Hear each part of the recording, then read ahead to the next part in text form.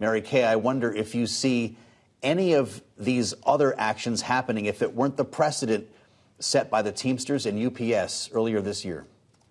Yeah, I think the UPS drivers made it crystal clear that joining together in record numbers and making a demand on wages and safety protections for the amount of weight they had to lift and the heat conditions of this past summer helped raise the bar and inspire workers in the way you just reviewed, from Hollywood to the Big Three to the casinos in Vegas to the Kaiser Permanente workers that we represent that also achieved a historic agreement with that company, and to fast food workers who now are going to have a seat at the table in California, 500,000 going to $20 an hour in April, and being able to raise wage and benefit standards. I think we're seeing an unprecedented solidarity season from workers who have collective bargaining to workers who are organizing like at Starbucks and want to reach a first contract with these companies.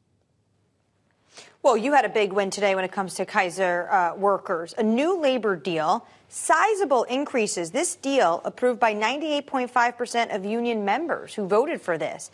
And this is guaranteeing a 21% wage increase.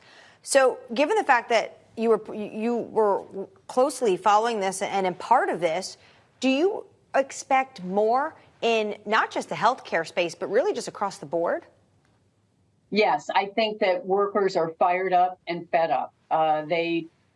Essential workers especially led us through a pandemic, and they're using their collective power in their unions and in organizing and striking and demanding to become a part of a union to raise wages and protect themselves. The Kaiser workers were also concerned about their patients and chronic understaffing that they think this wage increase will help address, along with the employer commitment to do training and upgrading of incumbent workers in the system to help fill all the open positions. So who's next? Now that you have this momentum, Shawn Fain has been talking a big game about Tesla, or is it Starbucks, Mary Kay? Who's next? We don't have to choose, Joe.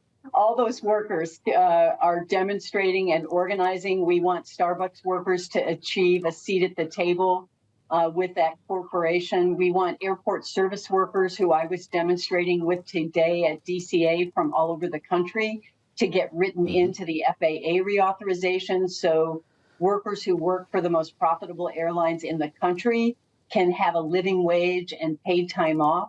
Wheelchair attendants, baggage handlers, cabin cleaners, they've been written off for far too long, and we want Congress to hold the airlines accountable by writing them into the FAA reauthorization.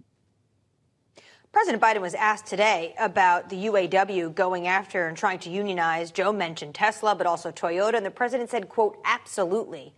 Do you think President Biden has any way here in terms of why we had such a hot labor summer? And as Joe talked about, you know, the cool deals of the fall. Did the president really put his thumb on the nail trying to say, because he's the most pro-labor union, really had to do with the fact that wages are not keeping up with inflation?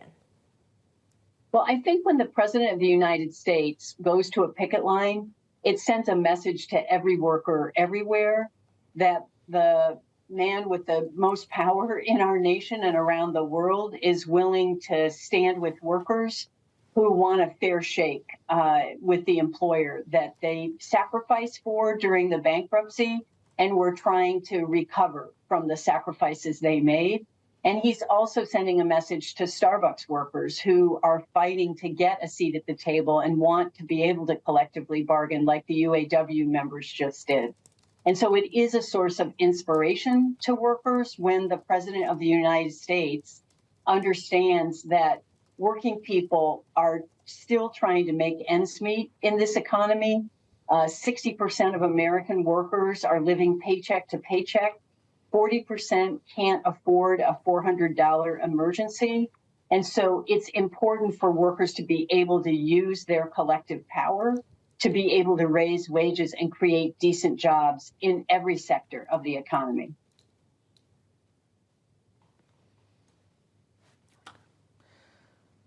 So where do we go from here then as we head into fall, Mary Kay? The President of the United States is looking for endorsements. Does he deserve one from the UAW? Because we look back at voting data from the last election, and you see a lot of rank and file members voting for Donald Trump. Well, I think the UAW members are the ones that will decide that. I know that the members of SEIU by 80% voted for President Biden in 2020, and our service and care workers understand this is a president who sees them, who understands that the dignity of work is about more than just a paycheck. It's about having a voice on the job through the union. And so I expect that our members are going to be fired up to turn out and vote in record numbers in November of 24.